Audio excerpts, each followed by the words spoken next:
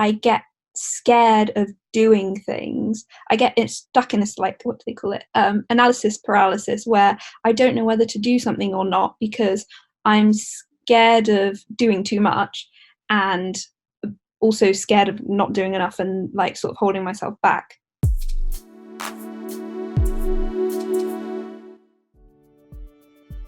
So welcome to episode 2 of Everyday Alex, and this is the first episode of Therapeutic Tuesdays. This is by far the biggest experiment that's happening in this daily vlog and podcast series.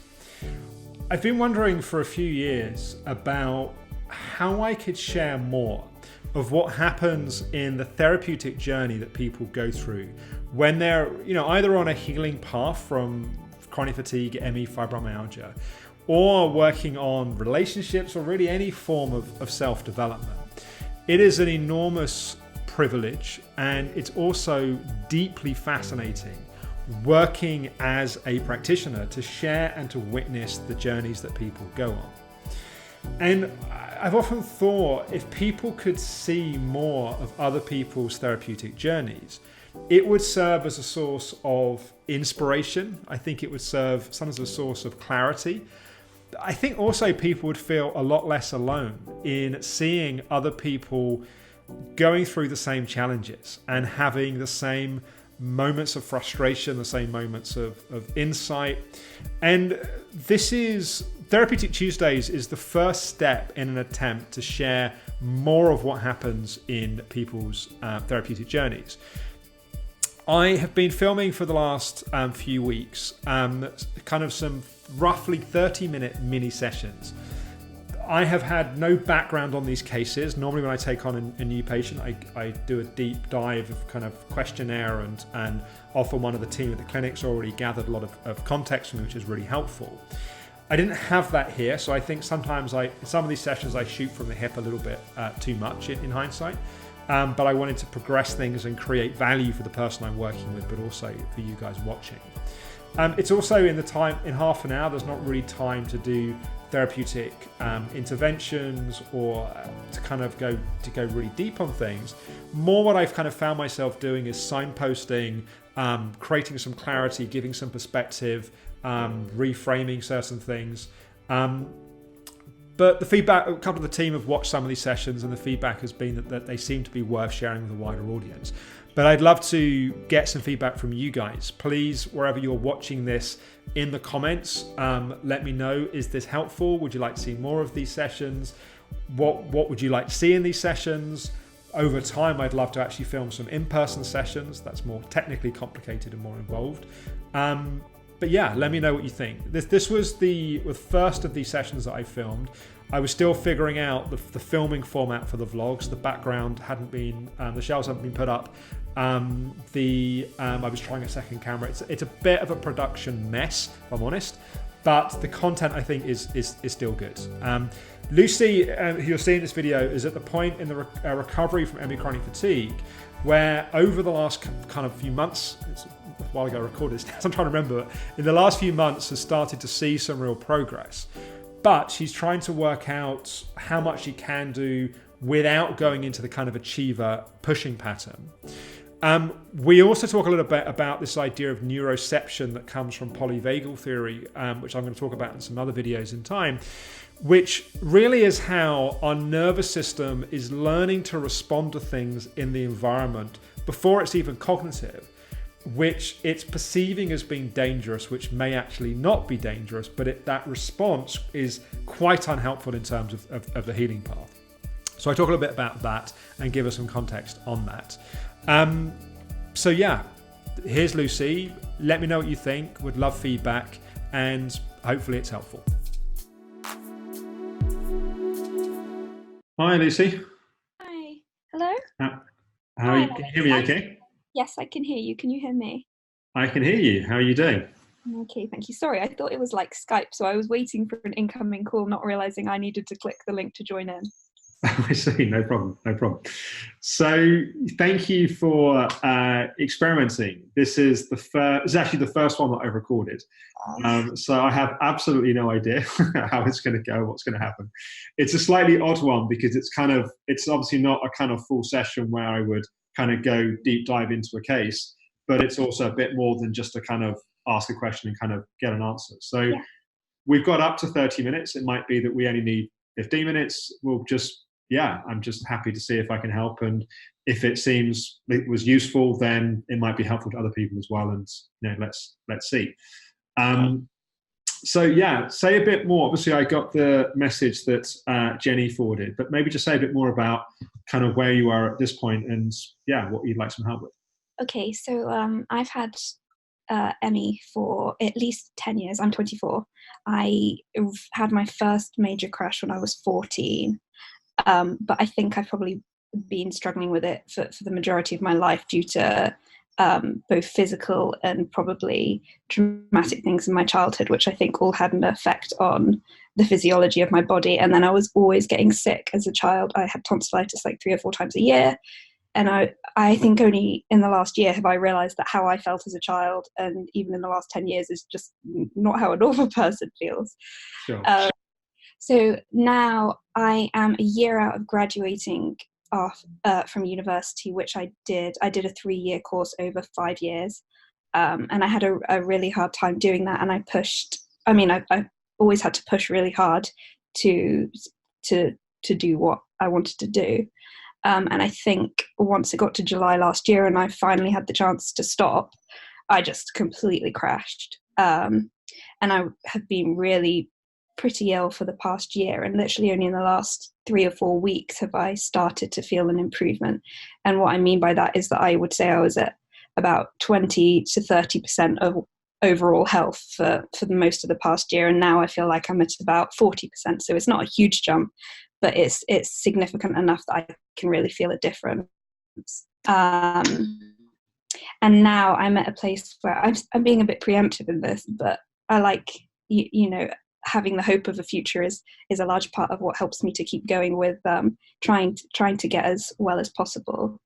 But what I wrote to you about was finding it difficult to move from being in this place into fitting into the normal world, for want of answer your question. Yeah, it does. It does. It's helpful. Sorry, the internet here is a little bit. I got everything. It's just a little bit chopping it out. Can you hear me? Okay.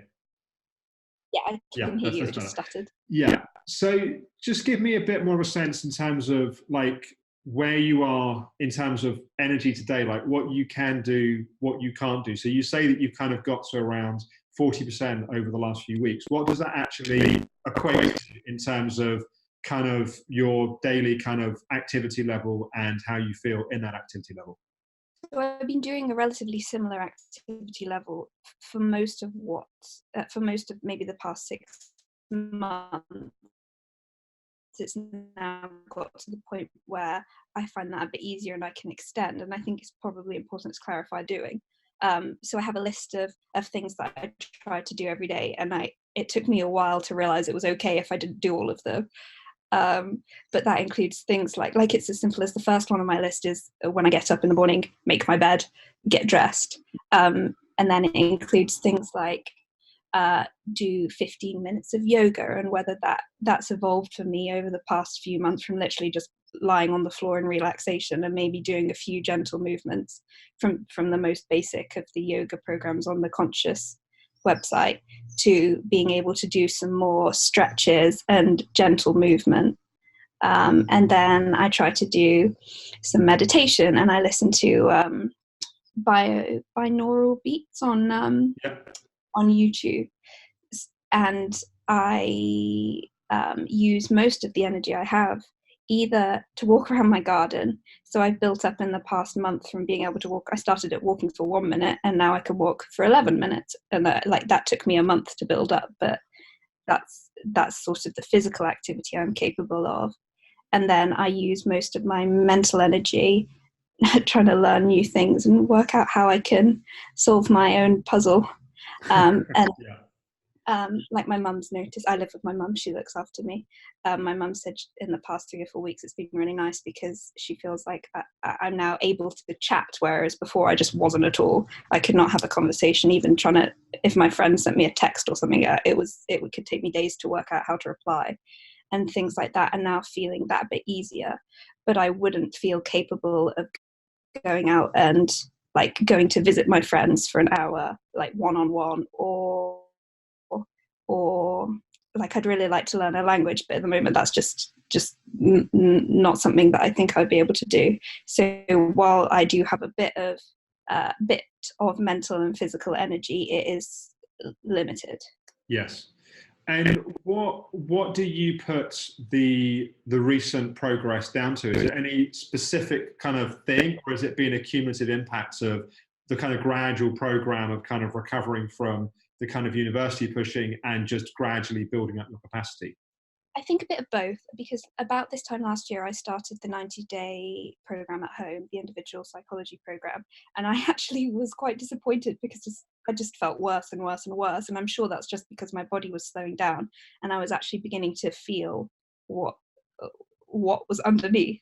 Yeah. And I think it might be worth pointing out that I had done EFT and the stop process years before, but I found a lot of the basic psychology useful, and I think that helped me over time. And then of late, I have quite significant problems with my gut, and I've been working with Leslie to try and fix that. And about 6 weeks ago, I switched onto the keto diet, and I found it incredibly hard to start with, and I nearly stopped.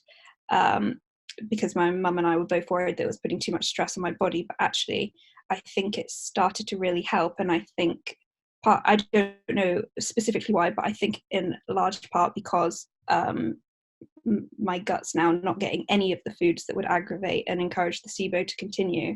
Mm-hmm. So I first noticed a decrease in gut problems and then a gradual increase in energy. Yeah, which absolutely makes sense, because I'm sure you realize that it's through eating and absorbing food that you're creating energy. And if that process is not working properly, then that has a massive impact. So a few thoughts. Firstly, well done. The kind of progress that you've created is obviously clearly very hard-won progress. And it takes an enormous amount of patience and determination and resilience to kind of get through what you've been kind of getting through. And often we don't realize that when we're in it, because we're just normalized the fact that we have to adapt and figure it out. But it's significant, the fact that after a kind of 12-month process of kind of really allowing your body to crash and surrender to that then to kind of go through that and gradually kind of work to build up. So the kind of the thing that I wouldn't be thinking right now, well, I'd probably be thinking if I was in your situation, but I'm not thinking in my situation right now, is how do we accelerate? Although obviously that is part of what we want to see happen. We want to get out of where you are as efficiently as quickly as possible. One of the main things I'd be thinking about, or I'm thinking about right now from a practitioner point of view, is how do we protect the progress that's happening? Because in a sense, it's like one of the models that I look at is we want to, if someone's crashing and kind of in a repetitive relapse, we want to stabilize and kind of get baseline, which is what you were doing, it sounds like, from this time last year over a period of a number of months. And you can put in all the right psychology and support, but if we're in stage one, in a crash stage, we just have to let the body kind of settle and kind of ground in that. And we're then looking at how do you start to create progress, and that's what's been happening probably over the last 3 or 4 months, but you've seen the evidence of that over the last kind of month or so. And so at this point, it's obviously amazing news that you're starting to make progress, and the tendency is always then to kind of go, right, well, how do I get more faster? And it's kind of such a relief to kind of feel like the progress is tangible and you're not having to kind of look at kind of symptom diaries over months to kind of try and convince yourself that there's a kind of minor kind of shift that's kind of happening. It's clearly a marked shift that's happening. So we can talk a little bit in a minute about some of the ways in terms of how you kind of transition and kind of manage this stage. But the thing that's always in my mind from a practitioner point of view is, what are the things that could come in that could trip up the progress, for example? And it sounds like you've got a fairly strong achiever pattern. And I make that quick assumption just on what you were saying about how you kind of pushed yourself through your time at uni. And so, with that, in a sense, it's really just from my side, just a kind of reminder that this progress that you have been making is not progress that's come from pushing. Yeah. This progress that you've been making has come from the opposite. It's come from surrendering and listening to your body, and it's real energy that's driving the progress here, not pushing energy. And I think you can really feel the difference between the two, right? Yeah, I absolutely can. I think that's very true. Yeah. So one of the things that will tend to happen over the coming few months as the path kind of continues is your achiever pattern will, in a sense, that's just been parked over the last year, I guess. It's just been basically like, you are disinvited from my life. And in a sense, it's easier to pace our activity when we're just surrendered to where we are. As energy starts to come back in, what then tends to happen is, over time, the achiever pattern will tend to want to try to hijack that. And it will start to try and convince you that the progress has happened because you've been doing more by pushing yourself, not because you've actually genuinely been having more energy. So it's almost like we make progress because we allow ourselves to surrender and rest, and then that progress gets hijacked by that kind of pushing and achiever. So I just wanted to just put a spotlight on that really first, and just make sure that, is that something that you've started noticing at all? Or yeah, it's definitely a useful reminder. And I think even in the first week that I felt like I had more energy, I was like, woo, I can do stuff.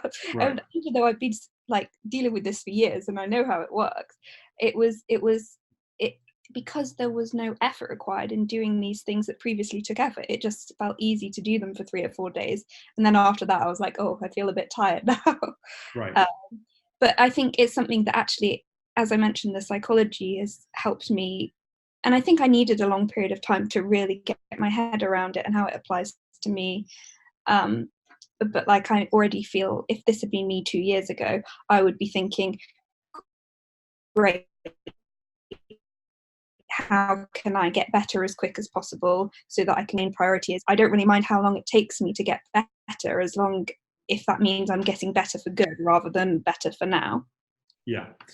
And I'm a much bigger fan, for obvious reasons, of sustainable recoveries that take time than quick recoveries that just go in an endless kind of crash and burn, which then also leads me into just a reminder about bouncing the boundaries, that for the stage that you're at, particularly when you're in a phase where quite a lot's happened in a month, you don't know where the edges are until you hit them. And so in almost as a counterpoint to what I was just saying of like, go carefully, don't let the achievement pattern take over. Also give yourself permission to get it wrong, because if you don't ever get it wrong over the next few months, if you don't ever have any kind of mini crashes, then what that suggests is that effectively you're just playing it too safe, and then energy comes back and it goes to the nervous system, and all you get is more anxiety and more irritation. And we want to ground that energy into activity.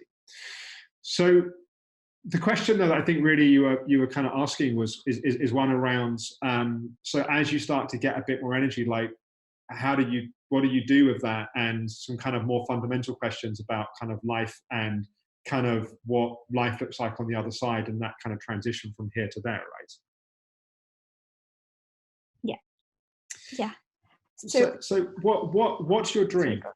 Yeah. So what's your dream? Like, when you look to the future, if you imagine, 5-10 years time, you fully healthy, doing what you would love to do, what's that dream? Wow. Oh, I have a rough idea, but I feel like I have really, over the years, sort of been like, I almost daren't dream because I don't want to be disappointed. But what I would really like, at least for the next in 5 years' time, I would really like to be able to move to London, which is where the majority of my friends already live and work, because most of my friends graduated from uni 3 years ago now, so they're already fully settled in the working world. I would really like to be able to do that.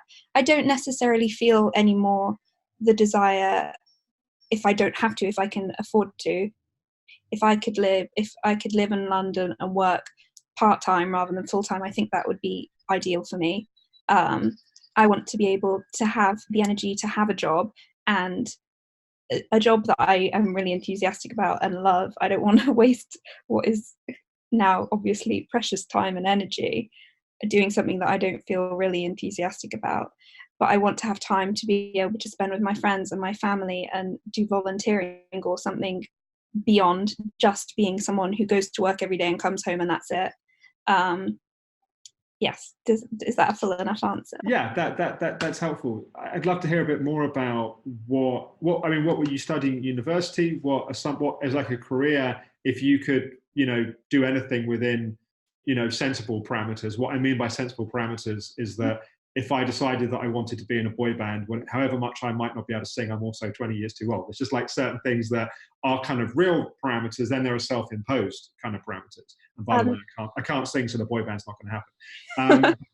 But yeah, like what falls into that category of what you think you'd love to do as a career? Well, I studied philosophy and psychology at university, and I had initially thought I might like to pursue something in psychology. But I think now, actually, I realised that I enjoy more, not quite hands-on. What, at the moment, at least, what I would really like to be able to do is work for an events, or ideally a festival company organising the events, because I've realised when I was at university, I worked on a charity project where we put on a huge event and raised a lot of money for charity, and I found that incredibly rewarding, and I enjoyed the logistics and the creative and all of it. And so that's something, if I could do anything, I think that's what at the moment I'd like to do now. Yeah, that sounds very cool. And it's interesting that as you're looking to the future, it sounds like there's still some underlying beliefs about whether it's possible for you to make a full recovery. Like when you say, well, kind of working part-time, that sounds like and I get it, right? You've spent the last decade of your life struggling with your health. You probably don't remember what it feels like or know what it feels like to be fully kind of healthy and well. So it's hard to imagine a future of you having kind of vibrant energy and health when it's hard to kind of access what that feels like. I think, I think about it as a continuum from hoping to believing to knowing. So you don't need to believe you're going to fully recover to fully recover. You certainly don't need to know you're going to fully recover. You need enough hope, because how much, if we don't hope something's going to happen, we're not even going to take the actions that are going to help take us on the path towards that. In a sense, the beliefs are like, a belief is like a tabletop, and the legs are like the evidence that hold that belief up. So right now you have some evidence that you can improve, because that's what's happened over the kind of last year and certainly over the last month. So the belief that you can improve and things can get better is started to get more solid than it was, even a month or a couple of months ago. We want to gather more legs for that table to make that belief kind of feel more solid. As you start to get closer to recovery and start to get more information for that, then I think hopefully a different set of beliefs can start to open up. But you don't know that you're going to fully recover until you get there and it's undeniable, and you have to kind of felt sense of that. So kind of hope is enough to kind of take the steps. And I think in terms of what those steps are, I think so you're very much in the stage where kind of pacing and managing activity levels is clearly really important. And particularly given that you've had a strong achiever pattern in the past, where your activity is being defined by what you think you need to achieve versus what your body's really saying. So although different things at different stages are really important, for the stage that you're at right now, regimented routine tends to be really helpful. And I think you already know that, and that's why you're already kind of doing that. As you're starting to get more capacity that's available, like I think you're starting to notice that you've probably got some time in the day where you actually need to feel a little bit. So whereas before you were saying that even replying to a text was like a 2-3 day kind of thought process, now it's like you're kind of coming out more and you're interacting more. That's a tricky stage, because it's like what you don't want to do is take on heavy commitments, like take on a project that has deadlines and has consequences and that sort of thing yet. Down the line, sure. So I guess the question is, what are some of the things that you could take on that would have total flexibility and you could kind of be in control, that would allow you to feel a sense of fulfillment and a sense of kind of perhaps beginning to collaborate with some people and just feeling a bit more of a sense of focus? That's a good question, and I'm not really sure I have an answer for you. The first thing that comes to mind is not at all work related, but it would be to help. I used to really enjoy cooking, and obviously my mum has done all the cooking for me for the past year, that I could get more involved with that. And actually that's something that's happened a bit more naturally, but I do think it's something I could make more of a conscious effort to stretch myself. And of course the safety blanket, that but I can't think of anything off the top of my head with regards to progressing. Well, I think the cooking sounds great, and I think actually for the level of where you are, in a sense, it's increasing your independence within your current kind of circumstance, right? Because that's going to give you more confidence in kind of your recovery. It's going to give you a sense of kind of achievements, you know, at the end of the day, to go, well, I managed to kind of to do this and do that. Not that you should be pushing yourself to do it so you can feel like you've achieved, but nonetheless, it's kind of that. I think that will feel good. How about social contacts, like with kind of friends and kind of family outside of just kind of being with your mum? Where are you?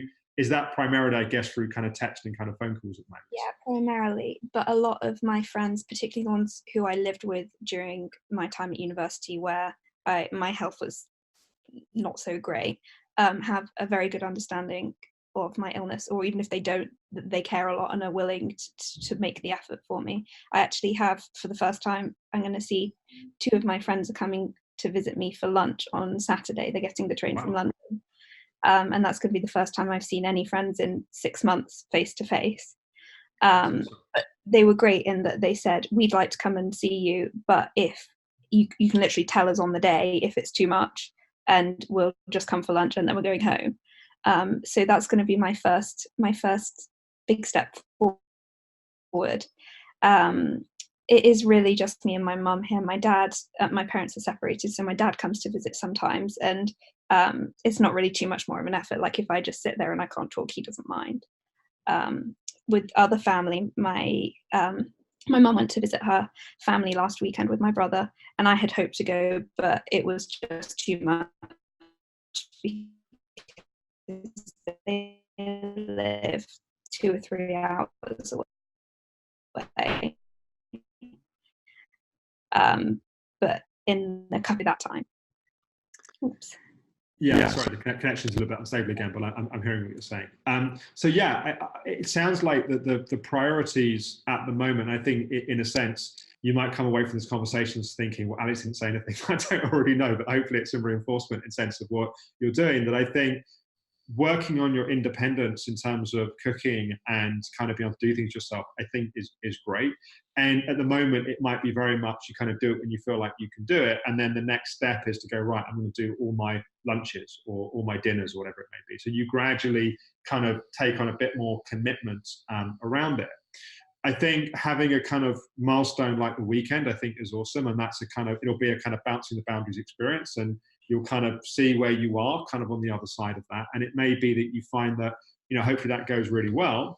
And then that becomes a next kind of, well, what's the next step from that? And that might be to do that sort of thing a bit more regularly. Or, you know, in terms of leaving the house, you're relatively housebound and garden bound at the moment, or are you? Only in the last 2 weeks. So maybe 3 or 4 months ago, I couldn't go out the house really at all unless I had to go to the doctors.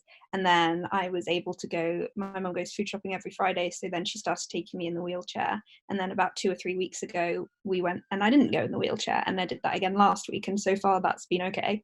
But beyond that, we don't really go out, maybe for a drive or something. Yeah. So again, I'd work on bouncing the boundaries with that sort of thing. And kind of the way to think about it at this stage, and I appreciate this may sound remarkably boring, but it probably isn't in its own way, because it's exciting the fact that you're kind of starting to have new experiences again. But is to almost go, well, like, let's say that there's a goal to be able to go, have friends come up and go out for lunch, or the goal is to, go to the cinema and watch a movie, whatever the kind of the next step of kind of goals are, is to break them down, like chunk them down to what are the ingredients of the things that I would need to be able to do that. So let's say it's to go out for lunch with friends, it's to be out of the house for a couple of hours, maybe it's to spend 20 minutes in the car there, 20 minutes back, it's to be able to hold a conversation kind of in a different location.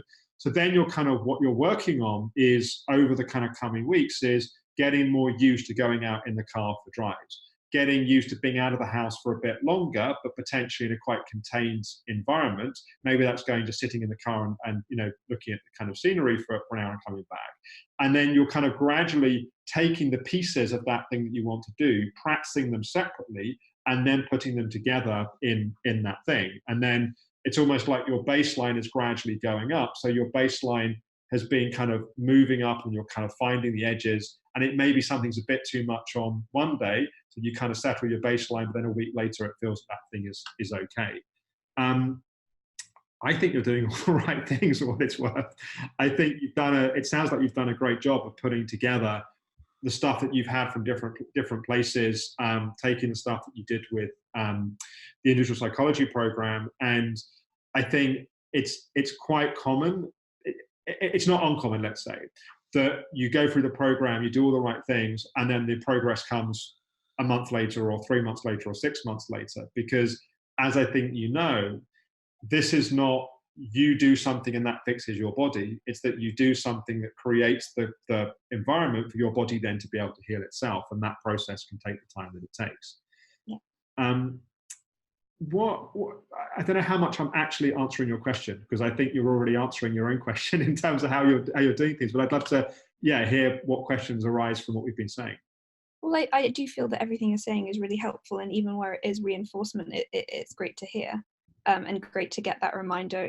Because you do all these things, and that some of them are working, but it's not always easy to tell what. So it is good to know. I'm just having a quick read through my question again. Oh, that was another thing. What I don't know if this is going to be the case for me going forward, but I certainly know in the past where I've been quite sick and been able to recover to a certain extent, that then going out and doing things, I sort of get this fear that it feels more deep-rooted than an anxiety, and I have found that things like stops and EFT haven't been that effective with dealing with it. But I think this again comes from having grown up like this, that I get scared of doing things. I get stuck in this, like, what do they call it, analysis paralysis, where I don't know whether to do something or not, because I'm scared of doing too much, and also scared of not doing enough, and like sort of holding myself back. And I don't really know how to deal with that in the moment, because I feel like there's so much in the world, like literally going out the house, there's so much that we obviously can't control, that affects how we feel. Sorry, this isn't coming out as a question, but what I'm trying to ask is how do you deal with that? I think I understand the question, but if I start down the wrong track, then you need to tell me. So I think what you're saying is that you've almost normalized so much to being in the kind of safe container that you've kind of been used to being in, that when you start to come out of that there's a kind of nervous system response that feels quite palpable, and the tools that you've got don't always feel effective in terms of managing that. Is that right? Exactly. Yeah. So part of what's happening is that there's our kind of perception, which is what we see kind of logically and kind of consciously, that we're kind of, sorry, the connection's being a bit funny again. Are you hearing me okay? I can hear you fine, yeah. Yeah, great. So there's kind of what we see kind of consciously, and we're kind of is our kind of usual kind of recognition and kind of understanding of patterns. There's then a kind of learnt response in our body, in a sense. And your body has kind of learned that these things are all a source of danger. because through pushing yourself many times in different ways over the past, it's almost like the world has become its own source of kind of stimulation and crashes. And so there's almost a kind of mild intolerance to the idea of being in the world, because it's almost, that's all lumped together as potentially being dangerous. And this is what's technically referred to as neuroception. And that term comes from polyvagal theory, which is a kind of way of understanding the different kind of levels of kind of stress and alerts in the system. And neuroception is effectively, it's pre-cognitive. Like, it's not like you see something, you think about something, you have a response. It's like there's a trained bodily response to something, because it's almost like if you imagine being back and, you know, being, I don't know, being a rodent or something that's kind of being chased, we kind of constantly need to be in a kind of state of protection because the world is constantly dangerous. And we don't have time to have conscious, rational thought. We just need to immediately instinctively respond. So part of this process of addressing that is you're retraining your neuroception that the world is actually not dangerous and not the source of crashing. How do you do that? You do that by doing it differently to how you've done before. So if you just override that and you're just like, I'm going to do it, I need to get on with it, my body needs to deal with it, and that kind of achiever pattern, you increase the sensitivity of your system. If you're doing it in a way where you are really listening and you are really working gently and patiently and collaboratively with your system, you will still get some of that neuroception response the first few times that you do things that are new. So even if you do amazing work with stops and EFT and everything else, there is still a kind of trained response in your system which is trying to protect you. And it's trying to protect you because it shouted so many times in the past that you ignored it, that now its default is to scream so loud that you can't ignore it. So you have to work with that. You don't override it and you don't ignore it. Do what you can with the tools you've got to just kind of settle and calm things. But you will ultimately retrain that kind of neuroception response by having positive experiences. So the first, like, for example, you went to the supermarket and you went in the wheelchair, and it's like there would have been quite a lot of sensitivity and kind of reactivity. And then you did it, you had a positive experience, and then next time the system's calmer going into that. And if you remember what I was saying about this idea of hoping to believing to knowing, each positive experience is a new leg on that table, which says, gives more stability to that table, which says this experience is going to be okay. And then after a while, that neuroception response switches off for that situation. The annoying thing is then you go into another situation. So like, well, I managed to go to the supermarket and be fine. Now I want to go to the cinema, for example, and it's like suddenly that whole kind of neuroception response is up again. So you don't override it, but you also don't just go, well, my body's in a stress response, therefore I can't do anything. You let your core energy determine how much you can do. And then you just know that when you do new things, there's going to be a little bit of a stress response that's there. And you listen to it and you gather new information, which then allows that retraining to happen. That's really helpful. Thank you. You're not alone in that experience. And it's a tricky one because you can also feel like, if I'm really listening to my body and I have a stress response coming up, does that mean I shouldn't do this thing? Exactly. Right? And sometimes it means you shouldn't do that thing. And other times it means that the only way to turn off that response is to do that thing. And the way that you know is by really listening to your body and really working with knowing your baseline, knowing what you can and can't do, bouncing those boundaries, and knowing that if it's a sensible bounce of the boundary, then it's okay to have some kind of activation in your maladaptive stress response. If you're trying to destroy a boundary, then you know that you're going in the wrong direction. Okay, brilliant. So what I would say is why don't you drop me a note in kind of 3 or 4 weeks' time and let me know how you're doing. I'd be curious to hear how it goes at the weekend. It sounds like you absolutely are on the right track. And yeah, just keep me in the loop. And maybe it's the kind of first of these kind of sessions that we're doing. So I'm kind of feeling my own kind of way into it. But it might be that we do, if you want to, do a few of these at kind of different points. And it's not going to be a replacement for doing one-on-one sessions if that's what's needed at one point, but it might just be a helpful source of kind of a little bit of clarity and perspective. Thank you. I feel very privileged to have this opportunity. No, you're welcome. Well, thank you for being willing to share with others, because I'm sure it will also be helpful for others. And I think it makes it a bit more real doing it in this way as well. Thank you so much, Alex. Brilliant. And well done. I know you've been on a tough journey. Well done for getting where you are. I appreciate that. Okay. Take care. Bye. Bye. So I hope that was interesting and insightful. Please do share comments. Let me know what you think. Do you want more of these sessions? What would you like to see in these sessions? If you're interested in having one of these 30-minute sessions with me, reach out to the team and let me know. Tomorrow we have Wellness Wednesdays. Wellness Wednesdays is, at least initially, going to be some of my favorite clips from the Fatigue Super Conference. We may add some other elements to Wellness Wednesdays over time as well. Tomorrow we've got an excerpt from my interview with Dr. Terry Wiles. Dr. Wiles' story is incredible, and this excerpt, she's going to be talking about how she went from being wheelchair bound to being in, I think, really full remission from MS. It's an amazing, amazing story. So I will talk with you tomorrow.